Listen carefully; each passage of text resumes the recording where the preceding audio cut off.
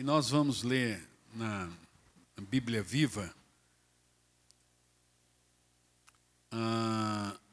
o versículo 17 em diante. Marcos 10, 17 em diante.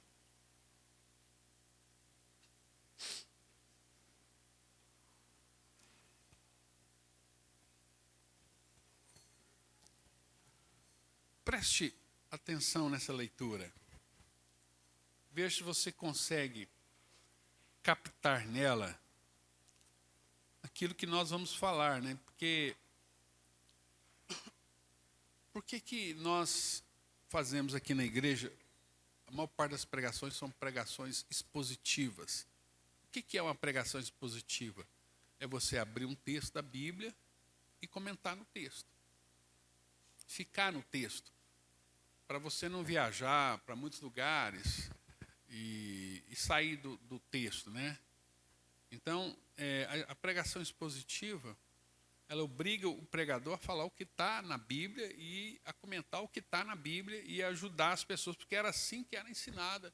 Os judeus ensinavam nas congregações, a leitura do texto e ensinando ali versículo por versículo.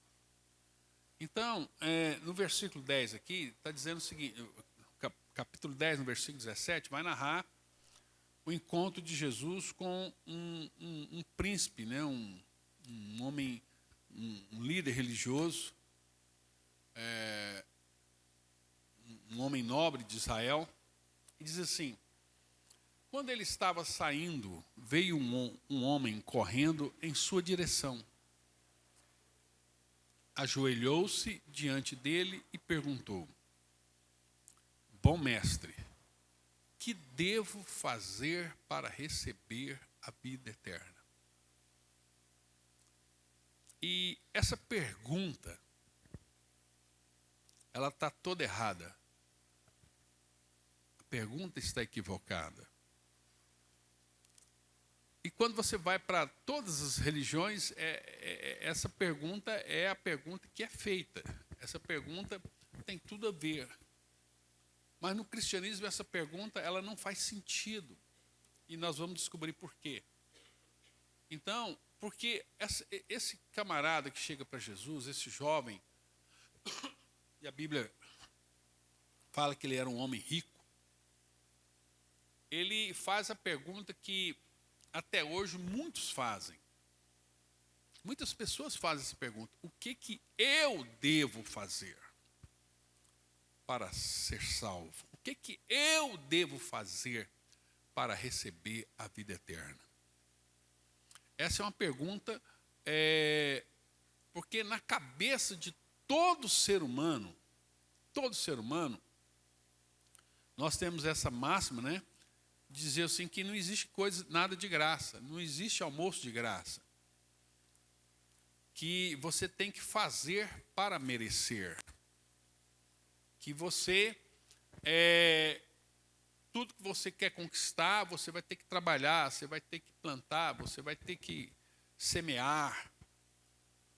E esse é o grande problema do cristianismo, que as pessoas não entendem isso. As pessoas têm muita dificuldade com o cristianismo porque elas não entendem isso. Porque o cristianismo é a única religião em que ninguém vai para a vida eterna por seus méritos. Ninguém vai obter a vida eterna porque é bom, por reconhecimento, por causa das suas obras ou por autojustificação. A vida eterna no cristianismo, todo mérito é de Deus, não é nosso. Todo mérito é de Deus. Então, no cristianismo não faz sentido você perguntar o que eu devo fazer. O que eu devo fazer? E todas as vezes, inclusive essa pergunta está em vários lugares da Bíblia.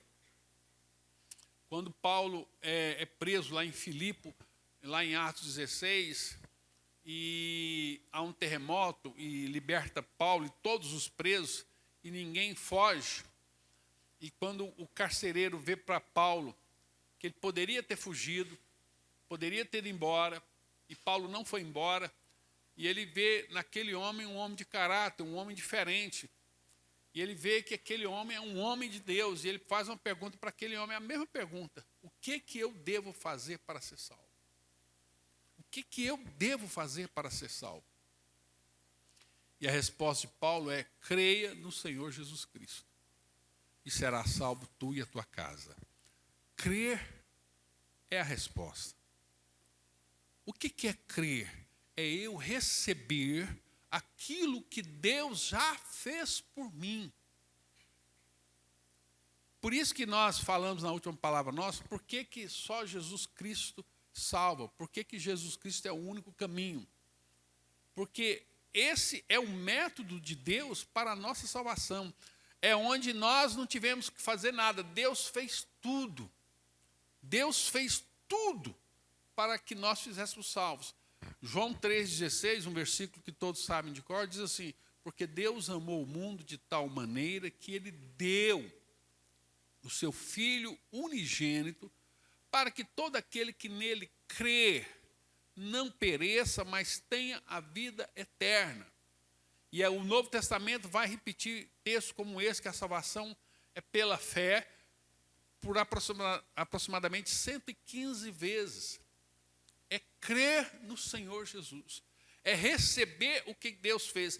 Então, Deus elaborou um plano antes da criação do universo.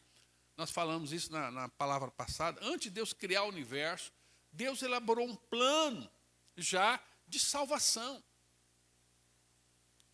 Antes de Deus formar o mundo, antes de tudo, qualquer coisa vir a existir, a Bíblia diz que o Cordeiro de Deus, Apocalipse 13, né, e também Pedro, na primeira carta de Pedro, capítulo 1, que o Cordeiro de Deus foi morto antes da fundação do mundo. Ou seja, quando Adão e Eva pecaram, aquilo já estava dentro do plano de Deus. Aquilo não pegou Deus de surpresa. Jesus Cristo não veio para ser o plano B, né, a opção que deu errado aqui. Então Jesus veio para consertar o que deu errado. Não. A Bíblia diz que o Cordeiro foi morto antes da fundação do mundo. O Cordeiro de Deus foi morto antes da fundação do mundo. Antes de haver mundo. Antes de haver universo. Deus primeiro fez o quê? Deus sacrificou seu Filho. Jesus Cristo se deu a si mesmo como sacrifício, como oferta de salvação. E só por isso, porque Deus sabia que Deus não só sabia, né? As pessoas, muitas vezes nós queremos proteger Deus com relação ao sofrimento e coisas que não faz sentido. Não é que Deus, as pessoas falam, Deus não planejou a história, Deus, ele só pela sua onisciência, ele sabia. Não, irmãos, a história foi escrita por Deus. E a queda estava dentro dos planos de Deus. Porque a queda foi o meio que Deus usou para revelar Cristo Jesus por nós, o seu amor por nós. Então, a queda já estava no plano original de Deus antes da fundação do mundo. Então, por isso que o Cordeiro, a prova do que eu estou falando, irmão, é que o Cordeiro foi morto antes da fundação do mundo. Então, quando Adão pecou, o Cordeiro já havia sido imolado antes da fundação do mundo. Mas não havia sido revelado ainda. Então, por isso que Deus pega lá um cordeirinho, né, e sacrifica um cordeirinho lá para Adão e faz roupa para Adão. Mas aquilo era um símbolo do sacrifício que já havia sido feito na eternidade e que aconteceria milhares de anos depois, quando Jesus Cristo viesse e oferecesse a sua vida. Então, todos os salvos do Velho Testamento foram salvos na fé do Messias que haveria de vir, do sangue de Cristo que um dia seria derramado. Ok? Então, vamos lá. Continuando. Esse homem se ajoelha lá, não pode deixar no mesmo versículo, 17 mesmo. Ele se ajoelha e faz a pergunta: o que eu devo fazer? Então, nós sempre queremos fazer algo para merecer. Nós achamos em que Deus vai nos abençoar se nós fizermos algo. É outra coisa que nós temos que tirar da nossa mente. Preste atenção. Nós precisamos tirar isso da nossa mente. Isso não é o que a Bíblia ensina. Que se eu fizer algo, Deus vai me abençoar porque eu fiz esse algo. Quem ensinou isso para nós não foi Deus. Quem ensinou que as coisas são desse jeito foi o capeta. O capeta falou para nós: faça as coisas para você merecer. O capeta disse, né, ele falou lá para Eva, quando ela estava sendo tentada, ele falou para Eva assim: olha, Eva, coma do fruto desta árvore, e aí você será conhecedora de todas as coisas, você será igual a Deus. Então você faz as coisas para ser abençoado. Vou colocar uma palavra mais comum para nós. Se eu fizer isso, eu serei abençoado.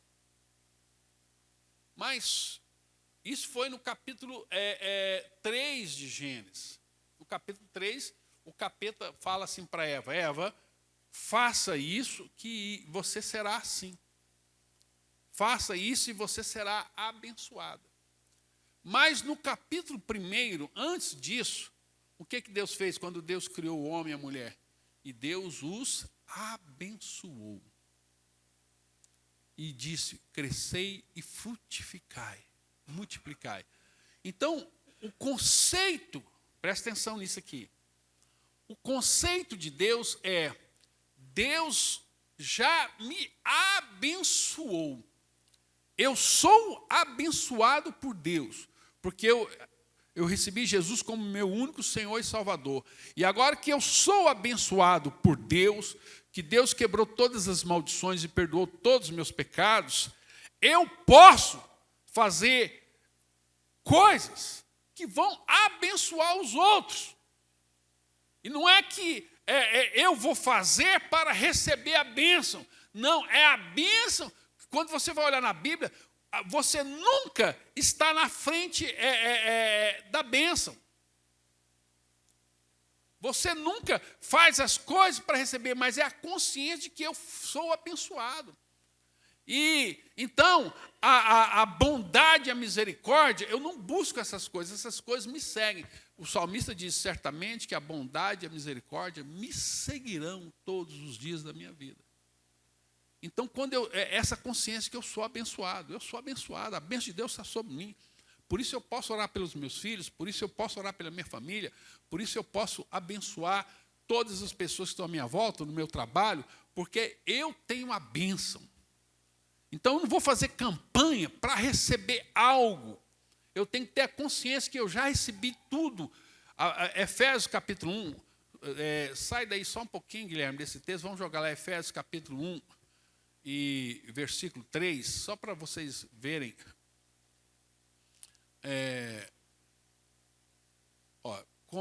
Como louvamos a Deus, o Pai de nosso Senhor Jesus Cristo, que nos abençoou com todas as bênçãos do céu por pertencermos a Cristo Jesus. Grave esse versículo. Então Deus me abençoa, é uma coisa, e a consciência que Deus já nos abençoou com todas. Não é isso que está dizendo?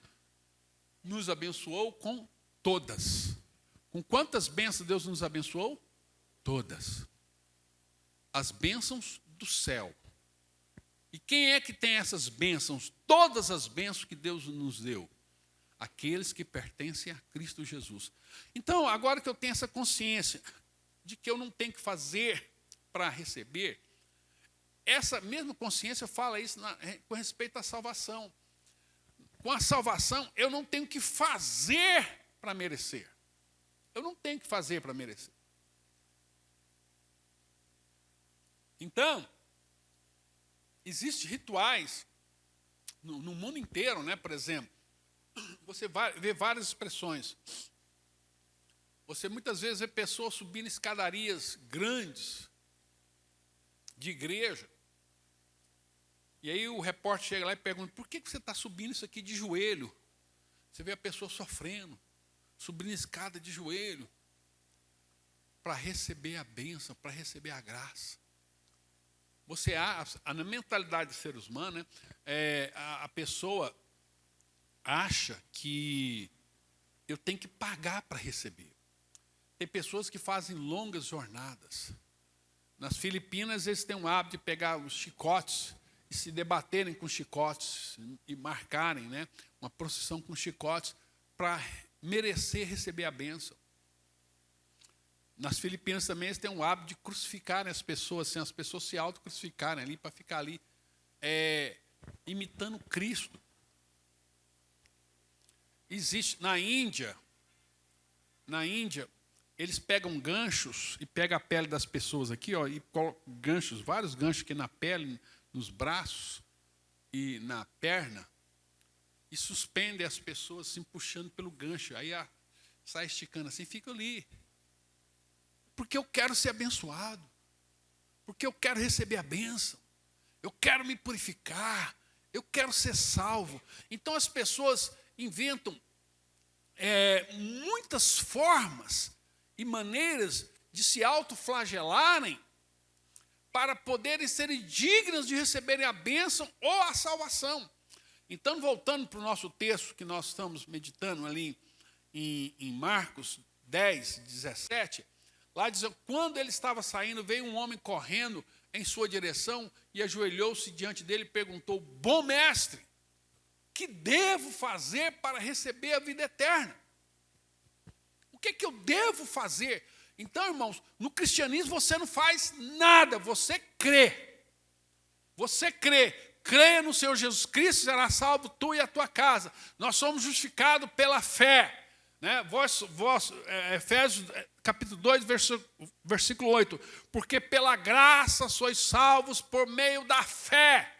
Isto não vem de vós, é dom de Deus. É Deus que nos dá a salvação. É uma coisa que eu não fiz por merecer. Não é uma coisa que eu faço. Mas continuando aí no texto, o versículo 18, diz assim, Marcos 10, 18, diz assim, por que me chama, Jesus responde, por que me chamam bom? Perguntou Jesus. Ninguém é bom a não ser Deus.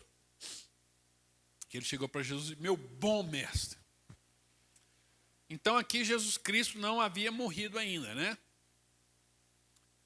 E aí Jesus primeiro o adverte, né? Porque o conceito de bondade dele está completamente equivocado. Você vai entender isso no próximo versículo, olha só. Mas quanto à sua pergunta, que você perguntou para mim, o que eu devo fazer para ser salvo? O que eu devo fazer para ser salvo? Jesus agora vai responder para ele. Mas quanto à sua pergunta, você conhece os mandamentos.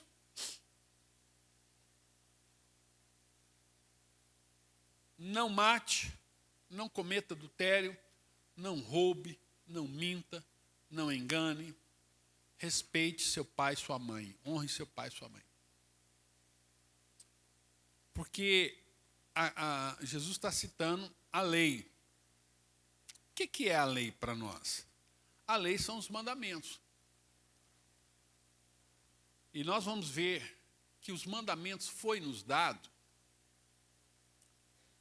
não é para nós cumprirmos, mas para nós vermos que nós não damos conta de sermos, por nós mesmos, capazes de cumprir a lei. Então, olha só, Jesus cita a lei para ele. Quando nós falamos lei, nós estamos falando dos mandamentos. Jesus cita os mandamentos para ele. Melhor falar assim, né? E aí, se Jesus fala isso para você, olha, cumpra os mandamentos. Não adultere. E qual que é o conceito de adultério para Jesus? Tem a ver com a cobiça. Não é, adultério não tem a ver apenas com o ato sexual praticado. Quando Jesus fala, quando um homem olha para uma mulher, ou a mulher olha para um homem, com intenção impura, no coração, você cobiça aquela pessoa. Você faz uma viagem com aquela pessoa na sua mente. Você faz sexo com ela na sua mente. Você deseja. Você até mesmo, muitas vezes, até pratica autossexo para poder satisfazer aquilo que você está vendo. Então, quando você deseja alguém com intenção impura no seu coração, você já adulterou com ela. Porque aqui Deus está julgando a intenção sua. Você está olhando para aquela pessoa com desejo, com luxúria, com lascívia, com concupiscência. Você está desejando aquilo de forma impura. Então Jesus perguntou aqui, deixa eu perguntar para todos os homens aqui. Não adulterarás. E adultério tem a ver com paixão, com desejo impuro no coração. Não é? Quantos aqui nunca adulterou? Homens e mulheres. E olha só, não roube, não minta, não engane, respeite seu pai, sua mãe. E aí o que vai nos surpreender é a resposta do rapaz. Versículo 20. Mestre, respondeu o homem, não quebrei nenhuma dessas leis desde a minha mocidade. Eu nunca quebrei um desses mandamentos. Eu nunca quebrei um desses mandamentos. Aí eu pergunto para vocês, ele está falando a verdade? Como é que uma pessoa nunca pecou? Desde jovem eu não peco mais. Desde jovem eu nunca. E ele era jovem, né? Talvez ele está falando desde a adolescência dele ali. Eu nunca fiz essas coisas. Não é mais adolescente, né? Aí Jesus pega uma coisa, só uma coisa, e fala para ele. Próximo versículo 21. Jesus contemplou e o amou. Quer dizer, o cara está mentindo. O cara, descaradamente, está mentindo e está se auto-justificando. Ele está achando que ele é um cara bom, que ele é um cara, um bom cidadão, um cara honesto, um cara que faz boas obras, um cara que faz coisas boas. E ele está se auto-justificando. E aí Jesus fala uma coisa para esse cara. Falta-lhe só uma coisa. Vá vender tudo o que você tem e dê o dinheiro aos pobres, e você terá um tesouro no céu. Então venha e siga-me. Jesus pegou um dos pecados dele, qual que é? A avareza. Jesus pegou a avareza. O que é um avarento? É uma pessoa que adora o dinheiro. Uma pessoa que adora as riquezas. Uma pessoa que acha que vai levar todo o seu patrimônio para o céu. Uma pessoa que, por causa de dinheiro, briga, mata. Famílias são destruídas. Pessoas que colocam as riquezas acima de pessoas. Pessoas que idolatram, o seu ídolo é o dinheiro. E aí você vai ver, por exemplo, muitos países na Europa, você pega principalmente os países escandinavos, né, como a Noruega, a Dinamarca, a Suécia, muitos países europeus mesmo, né, Inglaterra, Europa, Portugal, Itália, o número de ateus é muito alto. Porque a riqueza tomou um lugar nessas pessoas que elas dizem assim: eu não preciso de Deus. Tudo que eu preciso, o dinheiro me dá. Tudo que eu preciso, eu consigo comprar. Para que Deus? E a pessoa tem uma visão mundana aqui, de como se a vida aqui na Terra fosse durar para sempre. E ela acha que o dinheiro é o Deus dela, então ela adora essas coisas, as riquezas desse mundo. E Jesus pega e fala para ele assim, para provar para ele, Jesus falou isso, para provar para ele que o que ele está falando é mentira. Que o que ele está falando não é verdade. Porque muitas vezes, às vezes esse cara aqui que a Bíblia está falando era um cara que dava boas ofertas, contribuía com projetos sociais, fazia as boas obras. Mas eu quero meditar com vocês aqui na carta que Paulo escreveu aos Romanos, no capítulo número 3. Romanos, capítulo 3, olha só o que o apóstolo Paulo vai falar para nós aqui sobre as nossas boas obras. Romanos, capítulo número 3. E nós vamos ler aqui a partir do versículo de número 9, diz assim: bem, então nós, os judeus, somos melhores do que os outros? Não, nada disso.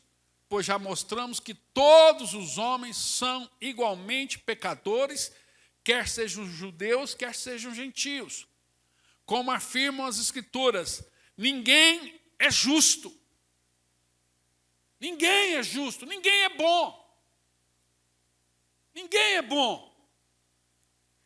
Nenhum sequer. Ninguém jamais seguiu realmente as veredas de Deus. Nem mesmo desejou verdadeiramente fazê-lo.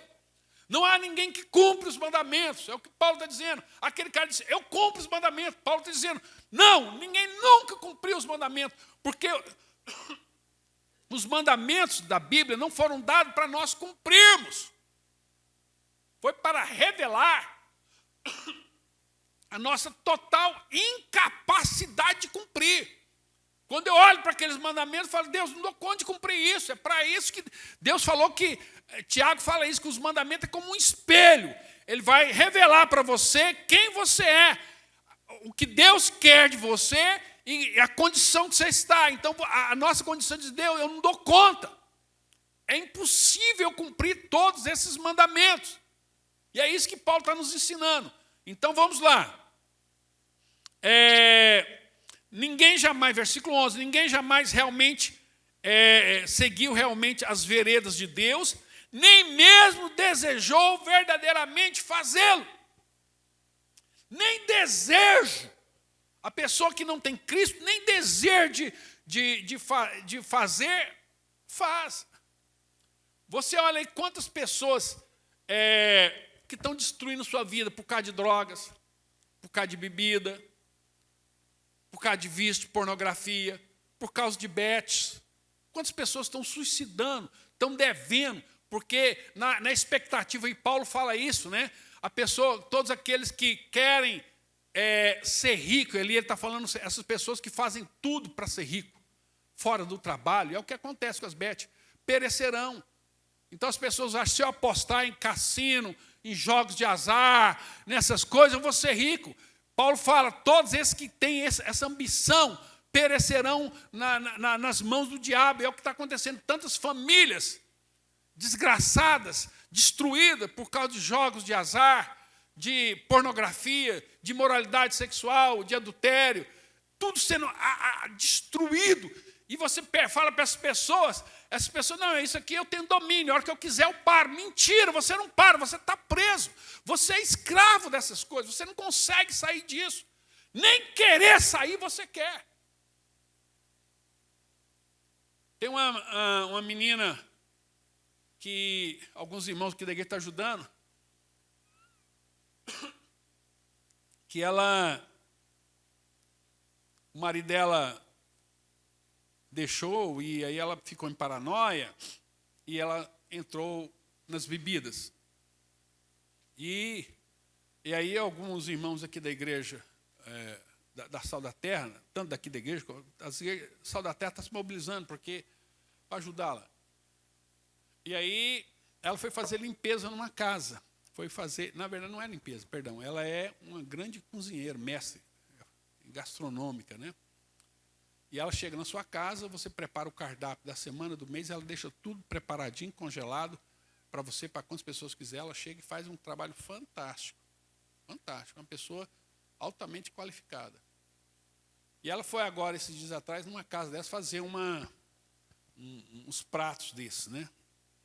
Chegou lá na casa estava lá um monte de uísque. A hora que a família saiu, deixou ela fazendo comida, ela foi lá e começou a beber uísque assim, de boca. Quando a família chegou em casa, pensando que está tudo pronto, a mulher está lá, desmaiada, quase em coma alcoólico de tanto beber uísque. E aí uma irmã aqui da igreja falou para ela, nós vamos te internar. Eu consegui uma vaga, falei com o pastor Júlio, nós conseguimos uma vaga. Você está louca? Você acha que eu vou me internar? Você acha que eu não dou conta de me manter, de manter sobra, de curar? Nunca vou me... Porque a pessoa não entende que ela está dominada, ela está presa, a pessoa não dá conta. E você fala, quer ajudar, e a pessoa não quer ajuda, porque ela não quer passar por esse processo de libertação. Então, continuando, Paulo diz assim, versículo 12, todos se desviaram, todos caíram no erro, não há ninguém que faça o bem, nenhum sequer, não há ninguém que faça o bem. O que falam é abominável, é tão sujo quanto o mau cheiro de uma sepultura aberta. Suas línguas são cheias de mentira, tudo o que diz tem o ferrão e o veneno de serpentes mortíferas. São pessoas que, quando abrem a boca, machucam, ferem os outros. Sua boca estão cheias de maldição e de amargura. Pessoa que só sabe murmurar, pessoa que só sabe reclamar da vida, pessoa que não tem uma palavra de bênção, uma palavra de vitória, só murmura. É igual aquela hiena, né, que é do Lupe hiena. Ó vida, ó céus, ó azar. A pessoa tudo está ruim, nada está bom, a pessoa não se alegra com nada, a pessoa não vê vantagem em nada. Porque onde quer que vão, deixam a miséria e a desgraça atrás de si, não conhece o caminho da paz, não se importam em temer a Deus, tampouco o que Ele pensa deles. As pessoas não estão nem aí para Deus. Assim, tudo que a lei diz aos que vivem sob ela, para que todos fiquem calados e sejam culpáveis diante de Deus. Esse é o propósito do mandamento. Para dizer para você que se você não quer seguir a Cristo, você não é inocente, você é culpado diante de Deus. Vocês podem ver agora, ninguém pode jamais ser declarado justo aos olhos de Deus por fazer o que a lei ordena. Quanto mais conhecemos a lei, mais claro fica que não lhe obedecemos, pois mediante a lei nos tornamos plenamente conscientes do pecado. Não está acompanhando aí, né? Eu já estou lá no versículo 19. Então, quanto mais eu leio a palavra, quanto mais eu conheço a palavra, mais eu entendo que eu sou pecador. E qual que é o problema dessa menina? Ela não entende que ela é alcoólatra. E qual que é o problema do ser humano? Ele não entende que ele é pecador. O homem, ele não é pecador, presta atenção nisso. Ele não peca. O homem, ele é um trocadilho, né? O homem não peca, o homem não peca porque é pecador. O homem é pecador. As pessoas confundem isso, né? Até eu estou confundindo aqui. O homem não peca, o homem peca. O homem não peca. Não, a verdade é ele é pecador porque o homem é pecador porque peca. Não, o homem peca porque ele é pecador. O homem é pecador. Igual goiaba. O pé de goiaba vai produzir goiaba porque é uma goiabeira. Maçã é uma macieira. Uma laranja é uma laranjeira. O homem é pecador, ele vai pecar. Ele vai pecar. Ele vai produzir pecado. Então ele peca porque ele é pecador. O homem não é você entende isso? O homem peca porque ele é pecador. Então, a lei, os mandamentos foi dado para nós, Paulo está dizendo, para revelar quem nós somos. Esse é o papel da lei, dos mandamentos. Deus nunca deu ele na expectativa de que você fosse cumprir, porque sabe que você não ia dar conta de cumprir. Mas olha só, agora, porém, se manifestou uma justiça que vem de Deus, que não tem nada a ver com a lei, da qual testemunham a lei de Moisés e os profetas. Agora Deus diz que nos aceitará e nos absolverá, Ele nos declarará sem culpa, mediante a fé em Cristo Jesus. Então, olha o que a Bíblia está dizendo aqui. Eu estou lendo o versículo 22, Guilherme, versículo 22. Agora Deus diz que nos aceitará e nos absolverá. Ele declara sem culpa, sem pecado, santo, puro, mediante a fé em Jesus Cristo, somente aquele que crê. Quando eu creio naquilo que Jesus fez por mim, eu sou curado, eu sou perdoado, eu sou lavado, eu sou remido, eu sou declarado santo diante de Deus por aquilo que Cristo fez. Né? Justiça para todos os que creem, sem qualquer distinção. A condição é crer. Continua. Pois todos pecaram e todos fracassaram e estão afastados da glória de Deus. Todo mundo pecou. Não há ninguém. Todo mundo pecou e estão todos afastados de Deus. Continua. No entanto, Deus nos declara agora justificados das ofensas que lhe fizemos, através da redenção que há em Jesus Cristo, aquele em quem a sua graça tira os nossos pecados gratuitamente. Então, somente em Cristo. Não adianta você caminhar daqui a São Paulo, você subir escadaria, você se autoflagelar. O que Deus quer de você é que você creia em Cristo Jesus como seu Senhor e Salvador. Essa é a condição. E se você não crer, não há salvação para você. Você pode fazer o que você quiser. Você pode doar a sua casa, você pode morrer. Paulo fala isso, eu posso dar minha vida para ser queimado. Se isso não for fruto do amor de Deus, isso não tem validade nenhuma. Deus não está nem aí. Paulo fala lá em Coríntios 13, né? Eu poderia pegar todos os meus bens, todos os meus tesouros e dar isso para os pobres. E isso, se não for fruto de amor, se não for fruto de revelação, fruto de uma consciência de quem creu em Cristo, isso não tem valor nenhum. Isso não tem valor nenhum. Não há valor na oferta que não é fruto daquilo que é revelação de Deus na sua vida, da sua fé. Versículo 25, vamos embora. Deus foi quem enviou Cristo Jesus para levar o castigo pelos nossos pecados. Né? Aqui nós já falamos de propiciação. E assim, por fim, a ira de Deus contra nós. Ele usou o seu sangue para, mediante a fé, nos salvar da sua ira. Deste modo, ele foi justo, mesmo não tendo castigado aqueles que pecaram em tempos passados. E isto porque aguardava a chegada do dia quando Cristo viria e apagaria os pecados anteriormente cometidos. Então, como é que Davi, Sansão, como é que aqueles mártires, né, Daniel, Moisés foram salvos? Pelo sacrifício do Cristo que viria no futuro. Os pecados deles foram apagados pela fé no Messias. Versículo 26. Agora, no tempo presente, ele demonstrou a sua justiça e pode receber pecadores do mesmo modo, porque Jesus tirou os pecados deles e é justo e justificador daqueles que têm fé em Jesus. Qual é a única condição de eu ser salvo? Crer.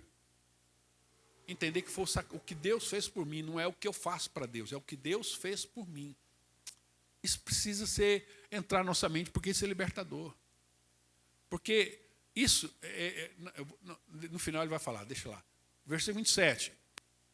Então será que podemos nos vangloriar? De modo algum. Por quê? Porque a nossa absolvição, a nossa salvação, a nossa redenção não está baseada em nossas boas obras ou na obediência da lei. Está baseada na fé em Cristo. Naquilo que Cristo fez. A nossa salvação eu só tenho acesso a ela quando eu creio naquilo que Cristo fez por nós. Isso é fé, isso é crer. Crer no Senhor Jesus e será salvo. Continuando, versículo 28. Assim somos salvos pela fé em Cristo. Irmãos, a Bíblia, só o Novo Testamento vai dizer 115 vezes. Assim somos salvos pela fé em Cristo. E não pelas coisas boas que fazemos de acordo com a lei. Não, Deus não leva em conta as nossas obras. Se essas obras não forem frutos de uma pessoa que creu em Cristo, arrependeu dos seus pecados. Continuando, versículo 29. E será que Deus é apenas Deus dos judeus? Ele não é Deus também dos gentios? Claro que Ele é. Deus é Deus de todos aqueles que nele crê. 30.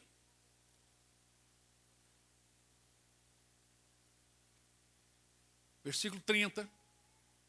Deus trata todos com igualdade, sejam judeus ou não, circuncisos ou incircuncisos. Eles são justificados se tiverem fé. Eles são justificados.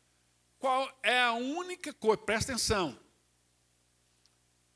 qual é a única coisa que Deus recebe? Deus lá de cima olha para todos nós aqui. Deus lá de cima olha para todos nós. As pessoas falam do mundo polarizado, mas o mundo sempre foi polarizado. Né? Judeus e gentios, gregos e bárbaros, sempre foi polarizado. Deus olha aqui e vê apenas dois grupos de pessoas. Os que estão banhados pelo sangue de Cristo e tiveram todos os seus pecados perdoados pela fé, ou aqueles que não têm Jesus Cristo, estão carregando todas as suas maldições e todos os seus pecados. Só há dois grupos de pessoas: os que creram e os que não creram. Nos dois grupos existe pobre, rico, preto, branco, latino, europeu, asiático, analfabeto, pessoas com doutorado, nos dois grupos. Isso não adianta, quando você chegar diante de Deus, fala: Deus, eu tenho pós-doutorado, eu tenho 5 pós-doutorados. Deus, eu tenho dinheiro. Deus, eu sou o rei Charles da Inglaterra. Deus, isso nada. A Bíblia fala que isso é trapo de imundícia. Sabe o que é trapo de imundícia? É um absorvente usado. É você pegar um absorvente e falar que aquilo lá, a sua melhor obra é um absorvente usado.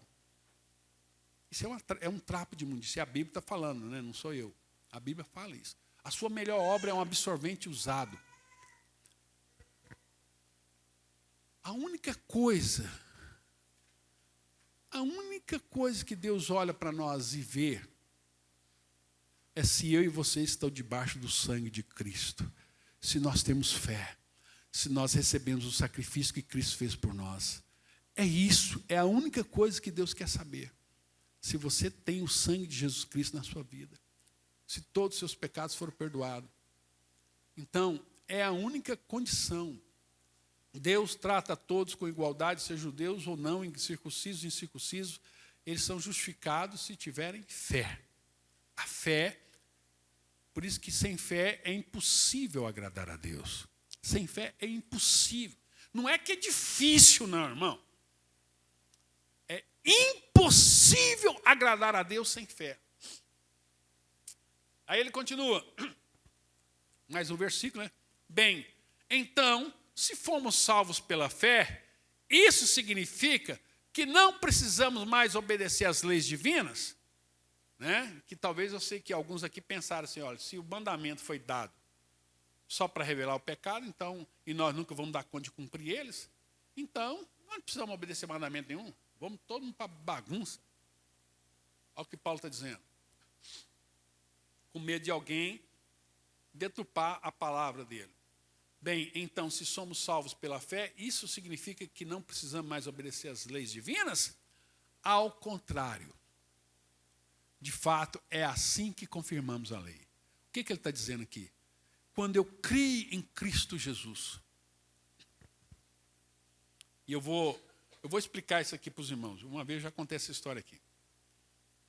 Aqui em Goiás, não só em Goiás, na região norte, na região amazônica, existe muito arraia, um peixe chamado arraia, no oceano também. E aí é época de Araguaia, né? Muitos irmãos estão viajando, estão para o Araguaia. Dizem que você anda no rio, você tem que arrastar o pé, né? Porque se você pisar aqui e a arraia pegar o ferrão dela, e vai vir um ferrão assim, vai cravar no seu tornozelo, e o ferrão dela é cheio de cerdas ali. Pai, entra macia assim. Para sair você tem que pegar uma faca e corta. Ou vai no médico, né? Ou se você tiver muita coragem, pega uma faquinha, corta ali e arranca o esporão. Dizem os pescadores aqui em Goiás, em outras regiões, que só tem um jeito de saber se foi arraia. É que quando você é ferroado de arraia, como é que eu falo isso educadamente? As fezes descem. Você vai manchar sua calça de fezes. Essa é a prova, foi uma arraia. Cara, deixa eu ver se foi uma arraia. Olha lá, se está tudo sujo, foi arraia mesmo. Tá. Então, se a arraia te picar, as fezes têm que sair. E eu quero usar essa ilustração aqui do Goiás, né? Vou falar do Goiás, para falar do Evangelho. Se genuinamente o Evangelho entrou em você, se verdadeiramente você creu, se verdadeiramente Cristo entrou no seu coração, o mal tem que sair. O mal tem que sair. Não dá mais para você viver em adultério, não dá mais para você viver na pornografia, não dá mais para você viver na imoralidade, não dá mais para você ser aquela pessoa egoísta, narcisista, hedonista, não dá mais para você viver no pecado. É isso que Paulo está falando. Ao contrário, de fato, é assim que confirmamos a lei, porque agora Cristo vem fazer morada em mim. E quando Cristo vem fazer morada em mim, Ele habita em mim, então aquilo que era impossível de eu fazer, agora eu faço, porque o Espírito Santo, né, habita em mim, coloca Cristo em mim, coloca a vida de Deus em mim, e agora eu posso obedecer os mandamentos, eu posso mudar o meu olhar, as motivações do meu coração, a minha impureza, tudo sai, porque agora Cristo que habita em mim mudou meu coração, eu sou nova criatura, eu sou uma nova pessoa, eu nasci de novo, e agora eu posso realmente crer e obedecer os mandamentos de Deus. Agora sim eu posso obedecer todos os mandamentos, porque o Espírito Santo habita em mim por causa daquilo que Cristo fez. Então agora eu vou viver em santidade. Agora eu vou viver em santidade. Então, para nós concluirmos, vamos só finalizar lá no texto de Marcos 10. Nós fizemos essa abordagem aqui em Romanos 3, mas vamos voltar para o texto.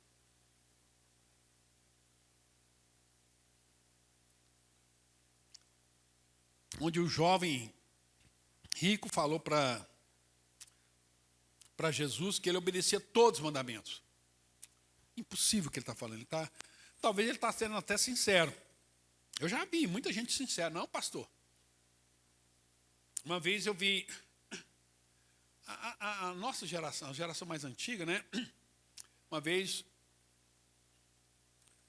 um dos homens no passado considerado um dos grandes corruptos do Brasil, era o deputado Paulo Maluf. Foi prefeito de São Paulo. Tudo que você perguntar para o Maluf, ele era muito bom de debate, de entrevista, ele saía de todas. Ele era o cara, é aquele cara assim, esperto, né? Aí um repórter cansado, assim, não levava uma, o repórter fez uma pergunta para ele assim: o senhor acha que quando o senhor morrer, o senhor vai para o céu?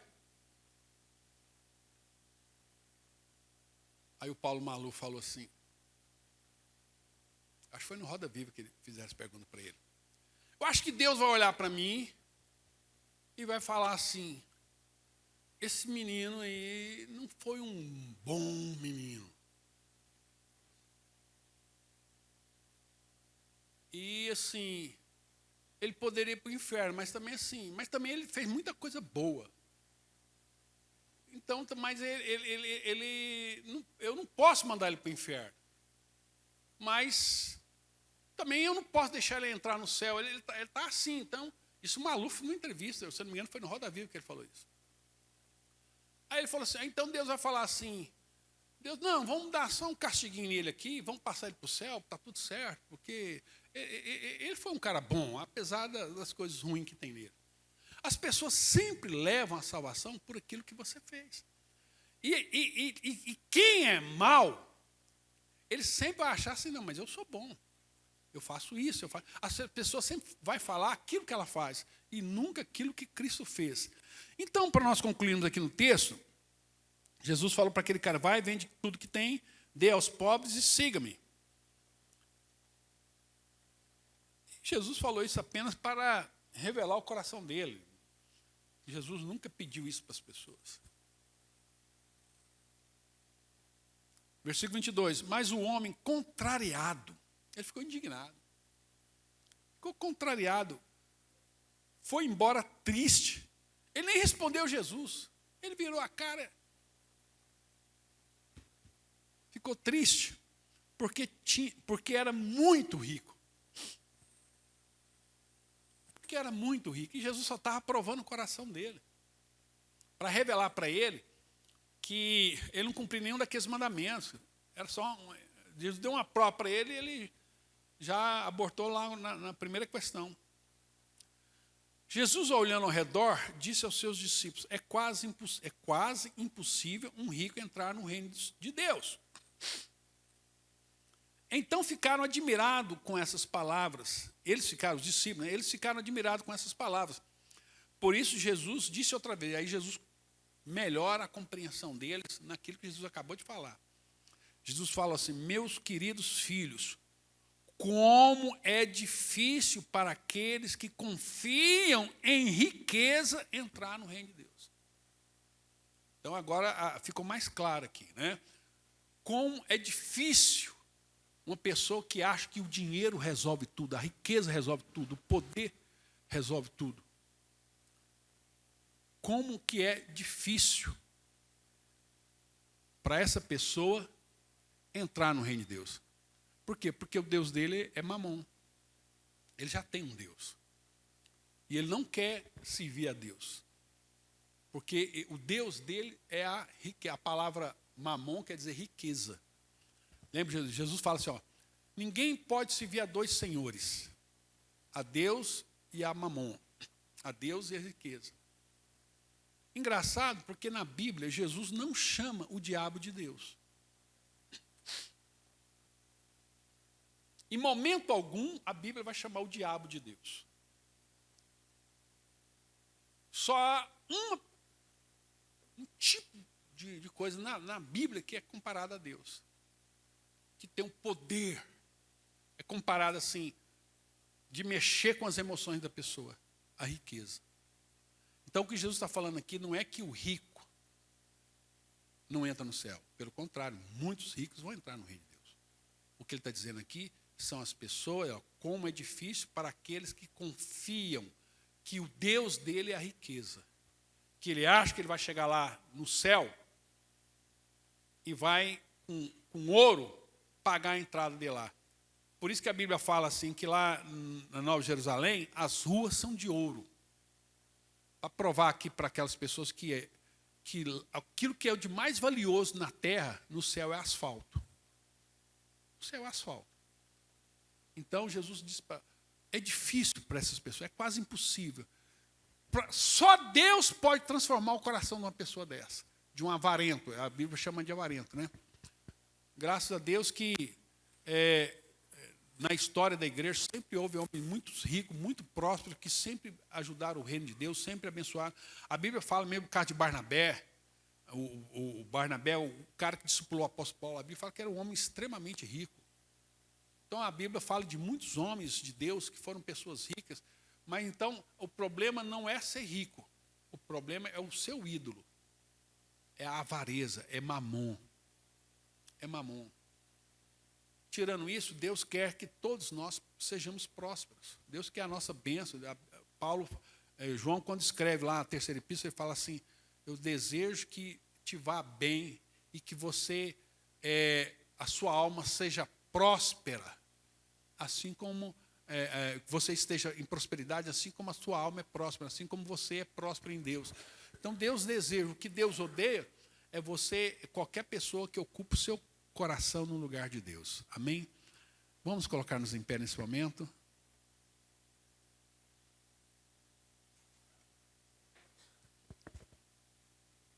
Eu quero orar pelos irmãos.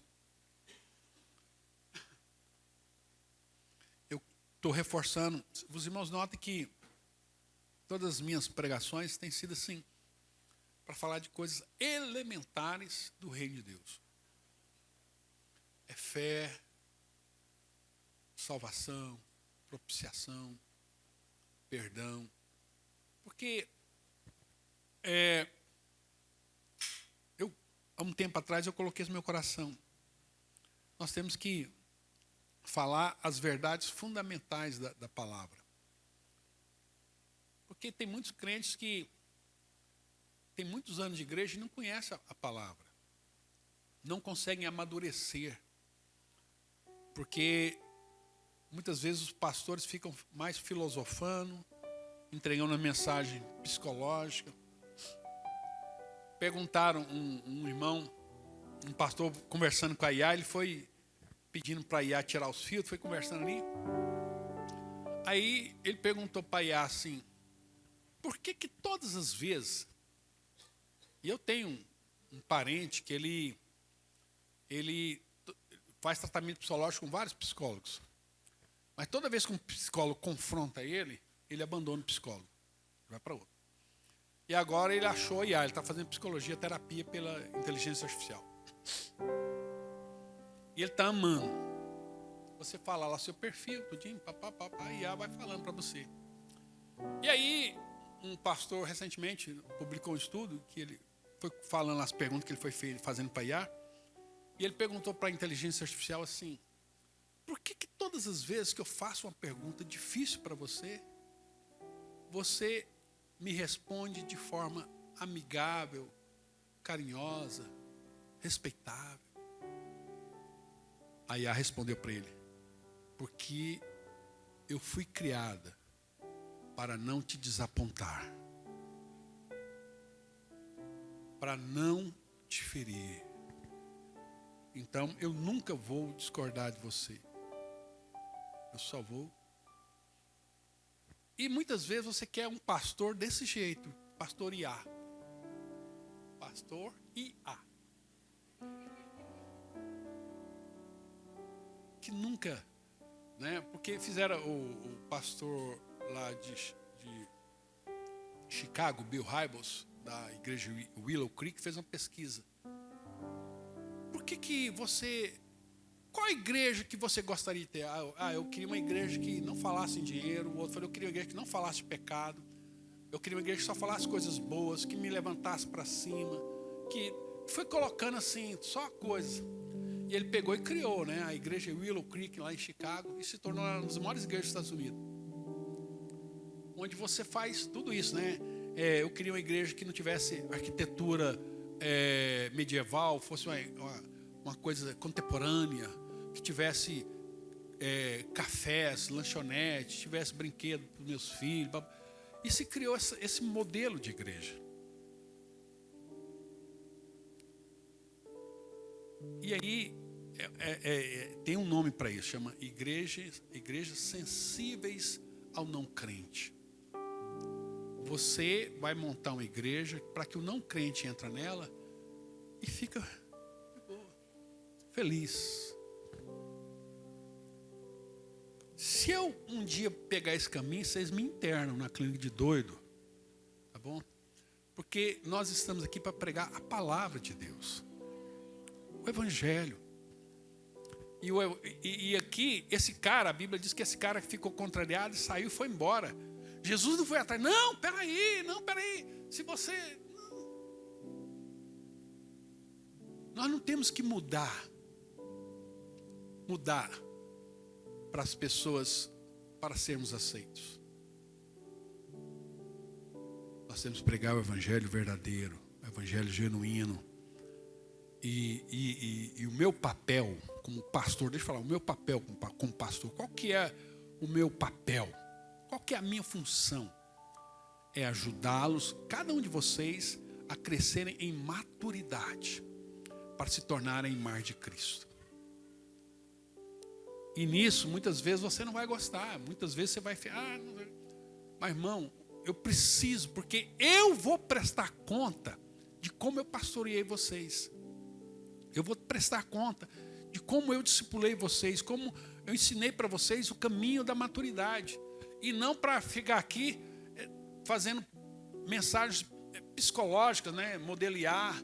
Vocês são lindos, vocês são maravilhosos. Vira para o irmão que está ao seu lado e fala, você é lindo, você é maravilhoso. Irmão, eu tenho pavor dessas coisas, eu não dou conta.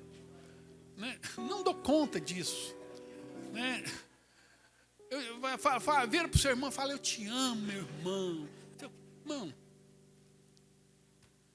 nós estamos em guerra contra os principados e potestades, amém? Pai, nós queremos te louvar em nome de Jesus, pela vida de cada irmão, cada irmã que está aqui nessa manhã, cada família, que o teu Espírito Santo possa nos inundar, que o teu Espírito Santo possa falar conosco, que o teu Espírito Santo possa nos transformar, que sejamos cheios do teu Espírito para vivermos uma vida plena, um evangelho genuíno, sermos transformados de glória em glória à tua imagem, Senhor, para que possamos te conhecer e em te conhecer revelar o Cristo que tu és.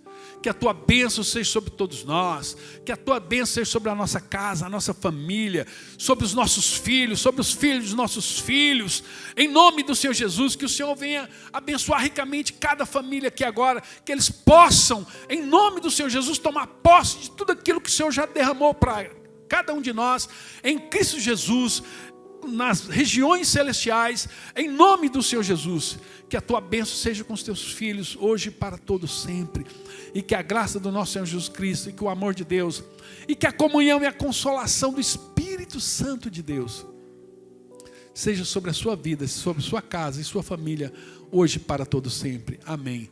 Deus abençoe a todos, está terminado em nome de Jesus, amém.